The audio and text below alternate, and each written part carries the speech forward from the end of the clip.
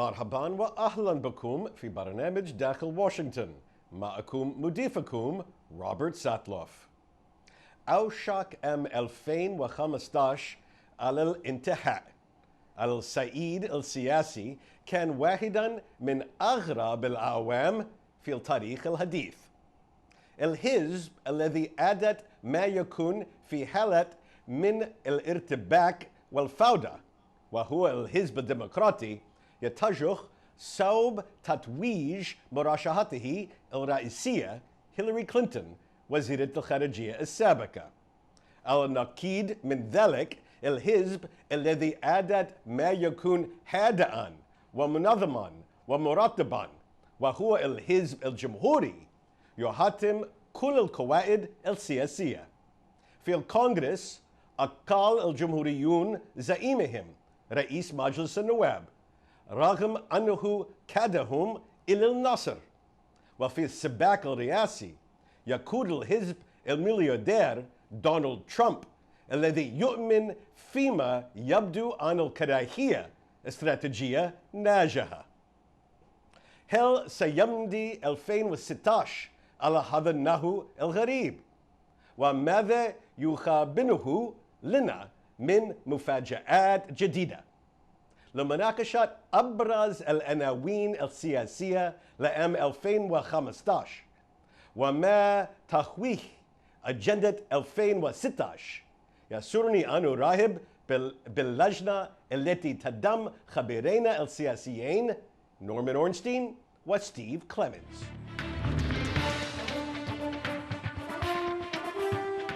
Welcome back to Dakhil, Washington. I'm sitting here with my panel of political experts to talk about the year that was 2015 and a little bit about the year that's coming, 2016. So gentlemen, let's start with this. 3 adjectives for 2015. What comes to mind? Steve? Confusion, drama, frustration. Confusing, dramatic, and frustrating. Norm. So I've got to be a little more pessimistic. Yeah. I'd start with dysfunction, greatly dysfunctional politics. I would turn to distressing, and that's in part because of all of the trauma over the interactions between the police and the broader community, especially the minority communities, and of course the terrorist incidents that we've had of all different varieties, and the guns. And dramatic because of the nature of our politics as we look towards the 3 words for 2016. Okay, so very good. We agree on dramatic. You agree on dramatic. So let's start with one of your final points. The year opened with terrorism in Paris. It closes with terrorism in Paris and in California. How much has this theme been reflected in American politics? How much does it now hover over American politics? I think it's going to hover over American politics now for a very long time, because what we saw play out in San Bernardino, but we've seen San Bernardino as sort of a crescendo moment of a lot of other moments, whether it was the Boston Marathon moment or Fort Hood, but it's building up and it's open now a serious fissure in the lives of people, worrying that finally in their churches, in their schools, in their malls, just in their communities, that they may face this same kind of potentially homegrown fanaticism that could come get them. So it's very hard to go from that level of fear to what I would have hoped we had said to you would a year of hope, a year of aspiration, a year of where things might be getting better, because this is now going to hover, this fear is going to hover for a very long time, and it's going to be hard to detoxify that environment, I think. So the politics of fear are very much going to be part of the presidential election that come forward. I agree. It's not the only issue. And we have to remember that during the course of the year, even though our economy was getting better, at least modestly better, there was and is still a very strong feeling by a majority of Americans that their lots are not particularly good ones. Incomes remain very stagnant, the inequality continues to grow. That unease then gets compounded by the unease and fear that comes with these kinds of attacks. You know, I remember when we had a sniper in Washington, and it was a lone figure who recruited a teenager, basically drove around with a car that he had rigged to have a hole through the trunk with a rifle, and he just shot people at random. Now, there were 9 people killed over the course of several months. Your chances in this huge metropolitan area of actually being in danger were less than being struck by lightning twice. But by the 3rd month or so, the city and its surrounding areas were paralyzed. And now, with what's not an attack like the World Trade Center or 9/11, but a series of lone actors or small groups doing these things, you could see that kind of paralysis coming in a lot of different places. You get 2 or 3 or 4 more of these and it'll have a profound impact on our politics. Yeah, and I should add that one of the things that's going to happen this next year with everything that Norm just said and that I fear will happen is it's going to challenge Americans to think about what their sensibilities as a nation are about. When we see anti-Muslim rhetoric, when we see the way in which refugees are not looked at as people to help, going back to the Statue of Liberty, but looked at as sources of fear and instability, that's going to challenge us as a nation to think about what are the lines, what does a real American look like today? And that's going to be a very, very complex discussion in our schools, in our universities, in our media, and in our campaigns. Well, it's a fascinating comment because when you look back at 2015, it was a year, on the one hand, of expanding rights. Exactly. This huge breakthrough in terms of gay marriage Right. and this sea change in society on that score. And at the same time, this wave of apparent intolerance toward Muslims or people different than us. How do we make sense of these 2 clashing trends, which would seem to be, you wouldn't think that they would both happen at the same time? Yeah, that's certainly the case, but this is not unusual in American history. There are often times when we have an intertwining of wonderful sense of progress on the social front, along with a retrograde reaction in another fashion. If you go back, what's so interesting now is you're getting Donald Trump basically using as an analogy for his call to block Muslims from coming into the United States or taking a tougher stance. Well, look what Franklin Roosevelt did during the Second World War with the internment of the Japanese. Now, the reaction to that I would have and that most would have is it's one of the most ignominious sets of actions in American history. But we thought 10 years ago, 15 years ago, when we actually did reparations for Japanese Americans, how could we have done that? We would never do it again. Conditions emerge where you can get this kind of reaction out of fear, but it can easily intertwine. Look at the dramatic progress in civil rights that we made in the years that followed some of these other bad actions. So it really becomes a question of whether you can balance or whether you have candidates who can call out the best instincts of the country and compete against those who call for the worst. And I also think it's important to remember when we think about what a democracy is, it just isn't public polling. It isn't just what the American public may think at one moment in time. It's institutions, it's courts. And so when you look at the gay marriage case, it really came by way both of public opinion changing, but also as a function of court action. And those courts making decisions that a lot of people were frustrated by delivered the same-sex marriage, and you still have turmoil in the country. So it's just another element that when you begin thinking about refugees or a lot of the bigotry that's beginning to emerge in American politics, until we begin to see court cases represent those that are aggrieved or that have been basically harmed as a result of that bigotry, and court action come up, then you can really compare those and understand why you can have simultaneously sort of different trends in the same society. Okay. Most consequential moment of the year politically in 2015? I think there's simply no doubt that it's the rise of Donald Trump and really his emergence with, if you pick one moment, it's when he said we need to shut the borders, we need to deport people, we need to build a wall to keep those Mexicans from coming in because you got a bunch of rapists. That shocked the political class and a lot of the country. It caused Donald Trump to suddenly become the front runner for the Republican nomination.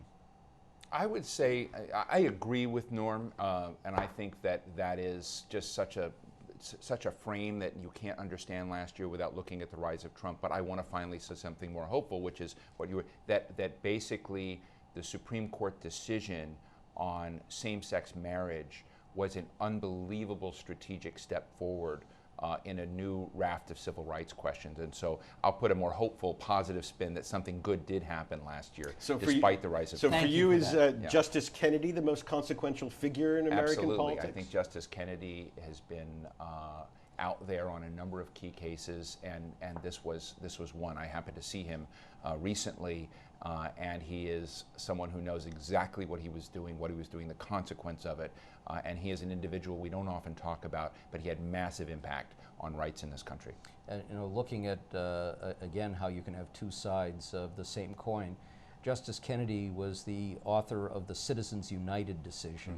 Your favorite Supreme Court decision. The one that has transformed our politics in the most negative way imaginable by basically blowing up the campaign finance reform system and giving us a world in which a handful of oligarchs dominate. But you do appreciate his role in the same-sex marriage case. I certainly agree that Justice Kennedy was the pivotal figure in dramatically changing civil rights in America.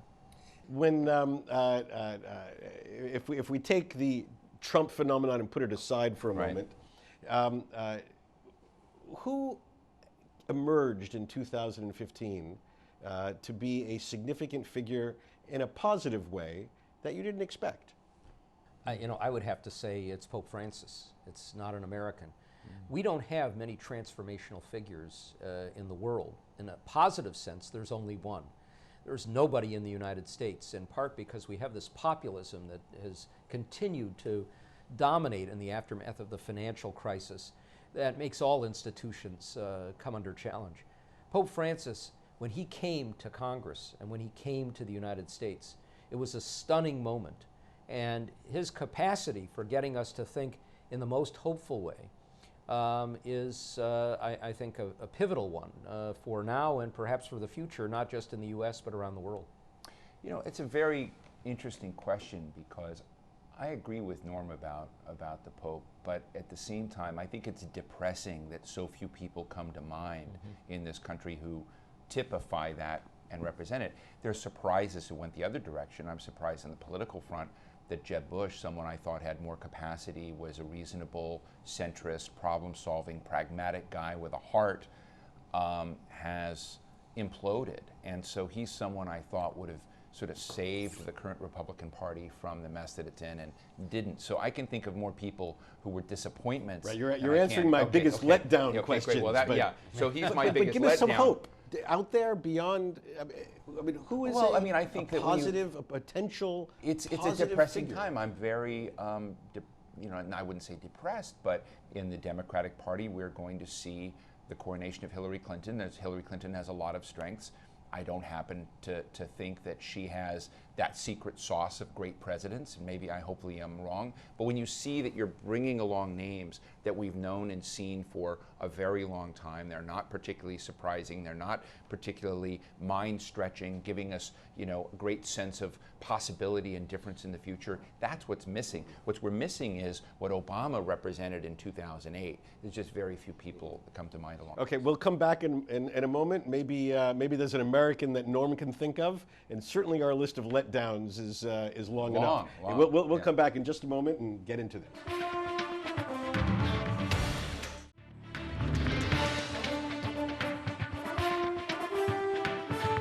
So, Norm, a good, positive, uplifting American political figure is? Although I do have to say, Rob, that I have a new edition, expanded edition of the book coming out, and the title now is It's Even Worse Than It Was. Okay. So I don't easily have an uplifting political figure who stood above a lot of them.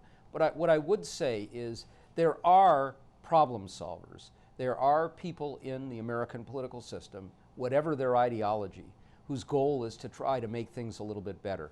I'm a little impressed with the new speaker, Paul Ryan. There are Republicans like Bob Corker, the chairman of the Foreign Relations Committee, Jeff Flake, a very conservative member from Arizona, who want to solve problems. And there are a lot of Democrats like Sheldon Whitehouse of Rhode Island in the Senate, like Jerry Brown, the governor of California, a figure from the past who's moved very much into the present, who are impressive.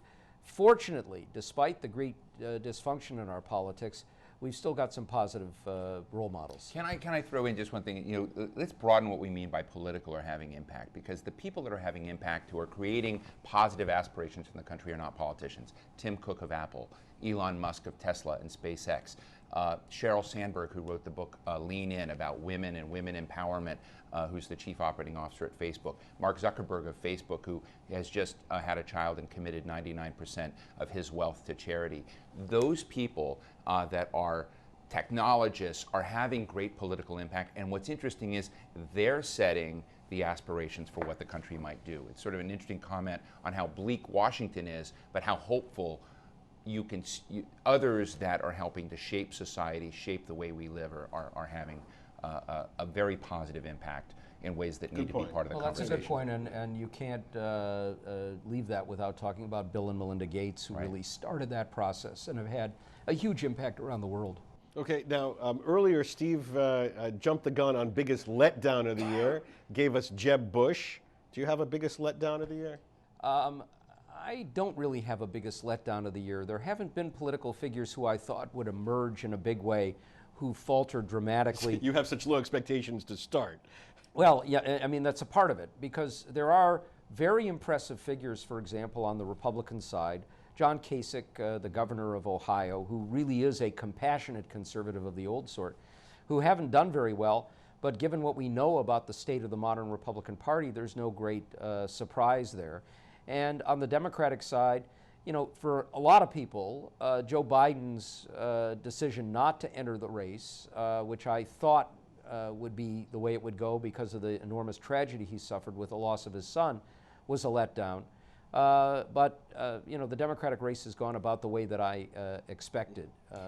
I would add to my Jeb Bush that this is a friendly letdown, because I tend to give the administration a lot of leeway in trying to navigate these very tumultuous times. But I have to admit that given what I had originally expected and thought about President Obama as a transformational president in this country, rewiring America's place in the world, it has been a disappointing year, and his administration is tired, incrementalist, and not thinking in big strategic ways about how to rewire. So to a certain degree, I'd have to put that for 2015, President Obama would make my list of greatest letdowns. I would just disagree with that respectfully. I do think that there is a real struggle trying to develop a worldview, although it's a difficult world to do that in. But if you look at a president in his final 2 years, the difficulties that almost always happen, they're weak years. Obama's moved forward with dramatic executive actions on the environment, and now probably a deal in Paris. He's brought China into this picture, something that nobody thought could be done. He is probably going to do an executive order on background checks on guns. He's moved forward in a pretty substantial way, if checked some by the courts, on immigration. We've got a lot of things that have been done by executive action that make him probably the most consequential president in domestic terms as a lame duck in his final stage that we've ever seen, significantly more than, for example, Ronald Reagan. I think it's added up to good things, but some good things, but in terms of looking at President Obama and his ability to convince Americans, to inculcate Americans with what America's purpose in the world is, how it deals with threats like ISIS that are emerging, how it, you know, plays the indispensable role in solving some of the world's insoluble problems. Yes, he's incrementally moved forward on some of the areas Norm has said, but it hasn't added up in this year to something you can have a lot of confidence in. And because I had high expectations, those expectations haven't met, and thus it constitutes a letdown. We only have about a minute left. Political surprises, wild cards in 2016. There is a significant chance that we could have, for the first time in many, many decades, an open convention for Republicans in Cleveland, where we don't have a nominee going into the convention itself. But we may also get this coming down to Ted Cruz versus Donald Trump, a nightmare for the establishment. Ted Cruz, the moderate alternative to Donald Trump. An absolute nightmare for the establishment of the Republican Party, which doesn't have the control that it used to. You know, I worry about the trends right now in the United States and around the world of feeling a bit like the currents from before World War II, that you feel like there's such high level, that there's an element. What has been missing in the somewhat fascist bigotry that has risen under Donald Trump and some of the other GOP candidates. What's not been part of that is thuggery, a sort of brown shirt, muscular bigotry that I fear may be something we have to deal with next year. And so whether we call that a political surprise or not, I worry that that's coming. Okay, that's very worrisome. Lastly, Happy holidays. Happy holiday. Lastly, we're only going to put it in pencil, but this time next year, who is our president-elect? Hillary Clinton. Hillary Clinton. No hesitation. No. No. And what happens if the FBI tomorrow says that she's under investigation? Hillary Clinton. I don't think that will happen. If she's under indictment, that's a different matter, Right. but it's very, very, very unlikely. Okay, gentlemen, thank you very much. Thank you. Thank you for 2015. Look forward to having you back in a Let's have a happier year in a next year. happier year in 2016. Thank you.